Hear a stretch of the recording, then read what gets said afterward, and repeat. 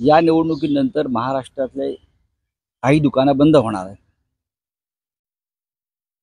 किमान 3-4 दुकानं सुपारीची, बरं का, 3-4 सुपारी शॉप इन पॉलिटिक्स बंद होने वाले हैं. वापस वो शॉप नहीं चलेंगे. उसमें से ये एक दुकान है. महाराष्ट्र में चाहे नरेंद्र मोदी जी आए, अमित शाह जी आए, कितनी भी सभाएं ले लो, वो जितनी सभाएं लेंगी उतनी बीजेपी की सीटें कम हो रही है या उनके अलायंस की सीटें कम हो रही है. ये लगभग तय है, पूरा दम निकल चुका है. प्रधानमंत्री मुंबईत येऊन महाराष्ट्रात येऊन 25-25, 20-20, 30-30 सभा घेतात. मग तुम्ही 10 वर्ष काहीच काम केलं नाही ना. लोकांना मूर्ख बनवण्यासाठी तुम्ही आता येताय. आपण तर विकास केला असता, आपण महाराष्ट्रासाठी काही चांगल्या गोष्टी केल्या असता, तर अशा प्रकारे ज्यांनी तुम्हाला शिव्या घातल्या, महाराष्ट्रात पाय ठेवू देणार नाही म्हणून सांगितलं, त्यांना मांडीवर घेऊन बसावं नसतं लागलं.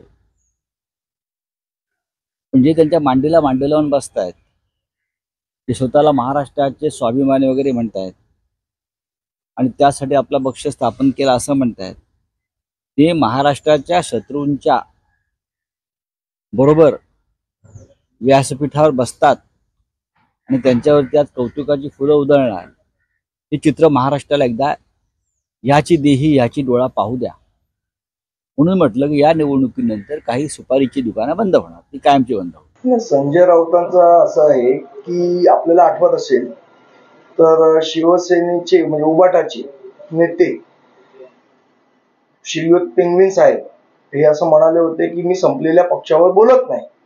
मग आज रोज मनसेवर का बोलावं लागतंय त्यांना, हा महत्वाचा प्रश्न आहे. याचाच अर्थ ते आज जे काय म्हणाले की 4 जून नंतर हा पक्ष संपलेला असेल, सुपारी घेणारे संपलेले असतील वगैरे, यांच्या पायाखालची वाळू सरकलेली आहे.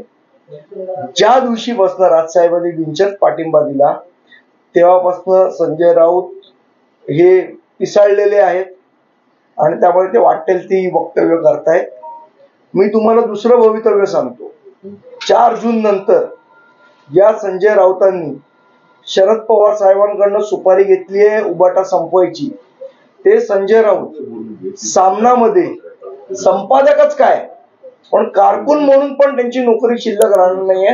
हे 4 जून नंतर तुम्ही लक्षात ठेवा.